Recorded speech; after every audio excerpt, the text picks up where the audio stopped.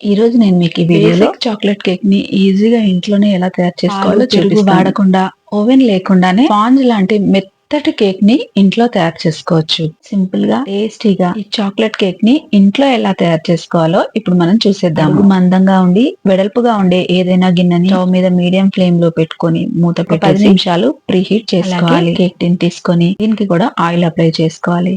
రెడీగా పక్కన ఉంచుకోండి. బటర్ పేపర్ కి బదులుగా మైదా పిండిని కూడా కోట్ చేసుకోవచ్చు. ఇప్పుడు ఈ చాక్లెట్ కేక్ చేసుకోవడం కోసం ముందుగా ఒక బౌల్ తీసుకొని దానిపైన ఇలా జల్లెడ పెట్టేసుకొని దీంట్లో 3/4 కప్పు దాకా మైదా పిండిని వేసుకోండి. ఒక 1/2 కప్పు కోకో పౌడర్ వేసుకోండి. ఒక చిటికెడు ఉప్పు, 1 teaspoon baking powder, 1/2 teaspoon baking soda వేసుకొని ఇవన్నీ కూడా మంచిగా జల్లించుకోవాలి. ఇలా ఉండలేం లేకుండా పిండినంతా కూడా మంచిగా జల్లించేసుకొని పక్కన ఉంచండి. ఇప్పుడు మనం ఒక మిక్సర్ జార్ లోకి 3/4 కప్పు దాకా పంచదారని తీసుకోవాలి. ఇంట్లోకి 1/3 కప్ ఆయిల్ గాని లేదంటే బటర్ ని గాని వేసుకోండి. ఒక 1/2 టీ స్పూన్ వెనిలా ఎసెన్స్, ఒక 1/2 టీ స్పూన్ వెనిగర్ వేసుకోవాలి. ఒక 3 కోడిగుడ్లను వేసుకోవాలి. ఇవన్నీ వేసుకున్న తర్వాత దీన్ని ఇలా క్రీమీగా అయ్యే వరకు బ్లెండ్ చేసుకోవాలి. దీన్నంతా కూడా ఒక వెడల్పాటి గిన్నెలోకి వేసేసుకోవాలి. ఇప్పుడు ఈ మిశ్రమంలోకి మనం ముందుగా జల్లించి పెట్టుకున్నా కూడా వేసుకొని ఇదంతా ఈ మిశ్రమంలో మంచిగా కలిసేలాగా కలుపుకోవాలి.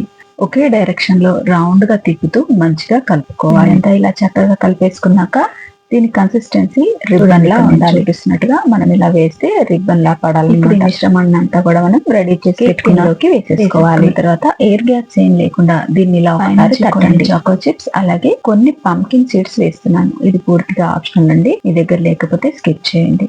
ఇవన్నీ వేసేసుకున్న తర్వాత మనం ముందుగా పెట్టేసుకోవాలి. నుంచి మూత పెట్టేసి 45 నిమిషాలు మీడియం ఫ్లేమ్ లో ఈ కేక్ ని బేక్ చేసుకోవాలి. 45 నిమిషాల తర్వాత ఈ కేక్ బేక్ అయింది లేదో ఒకసారి మూత తీసి చూద్దాము. చూడండి, ఇలా ఏదైనా కత్తితో గానీ టూత్ పిక్ తో గానీ మధ్యలో ఇలా గుచ్చి చూస్తాం. ఇలా క్లీన్ గా వచ్చిందంటే మన కేక్ మంచిగా బేక్ అయిపోయినట్టు.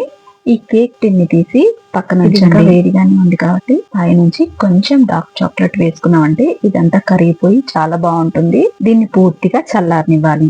ఇది పూర్తిగా చల్లారిపోయిన తర్వాత దీన్ని మనం అన్మోల్డ్ కత్తితోటి ఎడ్జెస్ అన్ని కూడా లూజ్ చేసి దీనిపైన ఒక ప్లేట్ పెట్టుకొని దీన్ని కొంచెం ఇలా తిరిగేసి ట్యాప్ చేసామంటే కనుక చూడండి మన కేక్ చక్కగా ఫ్లఫీగా అలాగే స్పాంజీగా వచ్చిందో మీకు చూస్తేనే తెలుస్తుంది కదా కేక్ ఎంత చక్కగా బేక్ అయింది. ఈ న్యూ ఇయర్ కి మీరు ఒకసారి తప్పకుండా ట్రై చేయండి. ఓవెన్ లేకపోయినా కూడా చాలా చక్కగా బేక్ అయిందండి కేక్. చూడండి, నేను మీకు కట్ చేసి చూపిస్తాను. చూస్తుంటేనే అర్థం అవుతుంది కదా కేక్ ఎంత చక్కగా బేక్ అయింది అనేది. ఈ వీడియో కనుక మీకు నచ్చినట్టయితే లైక్ చేయండి, షేర్ చేయండి, కామెంట్ చేయండి. మరిన్ని మంచి రెసిపీస్ కోసం నా ఛానల్ ని సబ్స్క్రైబ్ చేసుకోండి.